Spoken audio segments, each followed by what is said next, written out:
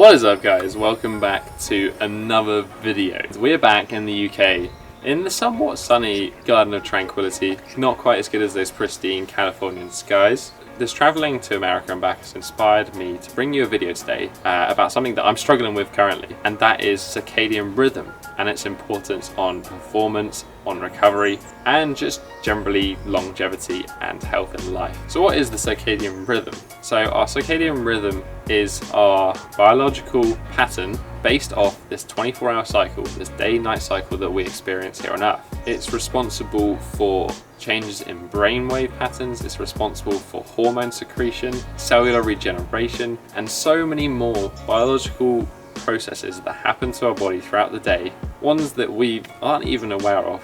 And it is all down to this day-night cycle that we experience. But I guess the real question here is, why should you care? Having an optimized circadian rhythm is kind of essential if you want to perform well, if you want to recover, and if you want to be healthy. I would even go so far as to argue that a lot of the reason for some of the degenerative diseases and illnesses in society is basically our mismatch with the circadian rhythm and our, not getting enough sleep and not releasing the hormones at the right time and having different imbalances in our hormones. And I would say this has all come down to the increase in artificial light, especially over the past 100 years. Up until now, we've got this really bright artificial light, and especially in the increase with mobile phones and tablets, we have this intense blue light, which is very much associated with waking up and stimulating cortisol in our body. And when you're sat on this before you go to bed, it's going to have the wrong effect on your body if you want to get a good deep sleep. Why is it important? Well, first of all, let's talk about performance. Throughout this 24-hour cycle, you're going to have peaks and lulls in different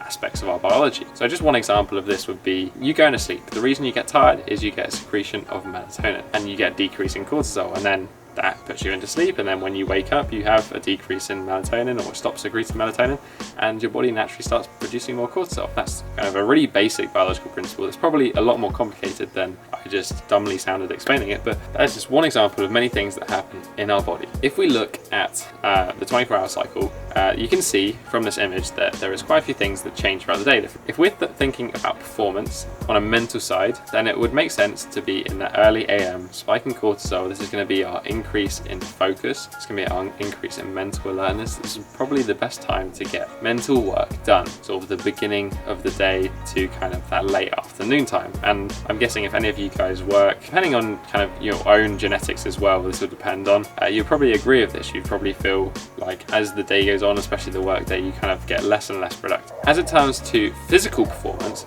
we see this kind of peak between 2 and 6 p.m. We see this increase in our coordination, we see this increase in our reaction times, we see an increase in our cardiovascular and muscular efficiency. Logically here would be the best time to introduce some training. Not to say that training in the morning isn't great. I would say from our biological clock and from a personal perspective, I don't feel as strong in the morning. If I train at 2-3 p.m. compared to sort of 6, 7, 8 a.m, I'm a lot stronger in the evening and I can perform a lot better.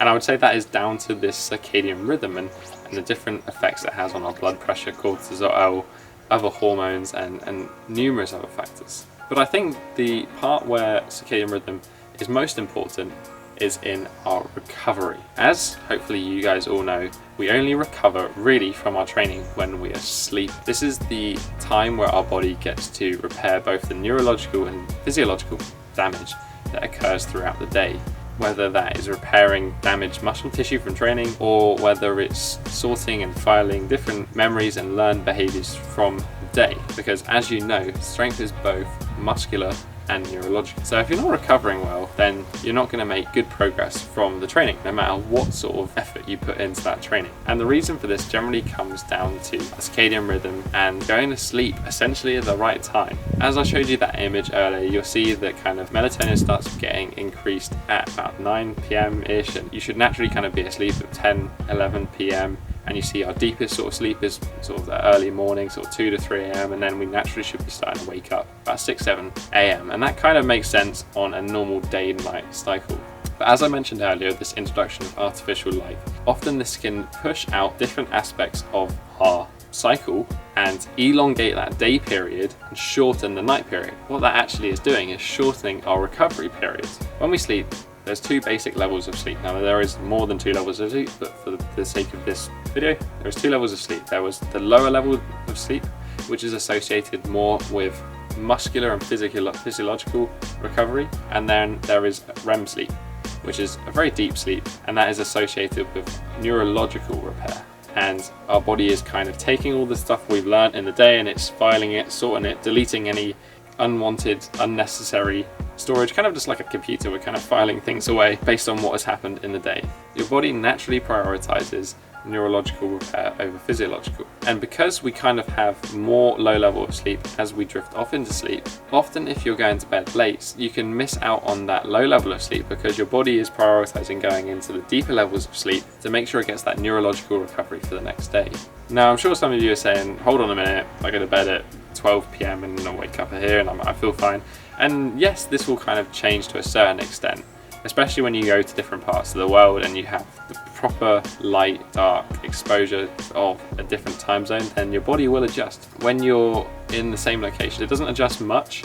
As I said earlier, it will extend the day period, shrink the night period. It will kind of basically screw with your hormones. So rather than having these nice sweeping curves of hormones, like sort of like cortisol and then a decrease, you kind of get all this mishmash happening, which is when you start waking up and you feel groggy. But when you wake up, you should feel awesome. Your cortisol level should be really high. You should feel really mentally alert and ready to take on the day. And this is again affected by our recovery. So I guess it's kind of like a rough overview of the circadian rhythm and how it impacts our performance and recovery. But I wanted to leave you guys with a couple of tips on how to improve your own circadian rhythm to maximize and optimize your performance and recovery. The reason I wanted to talk about this really was because it's something I've been playing with since coming back from the States. Obviously there's like a 8-hour time difference. So I think the first night I got here, I hadn't slept in like 30 hours. Then I slept for 15 hours from like 9 p.m. to 1 p.m. and then 3 hours the next night. And then last night I managed to finally get myself back into kind of more of a normal cycle. I slept from like 9 p.m. to like 6 a.m., which is kind of not too bad. And I feel good today. Whereas the other days I've been like sluggish and weird in the morning and then alert in the evening. It's kind of all just mixed, mashed and horrible. And that's because your body is still on that previous time zone or that previous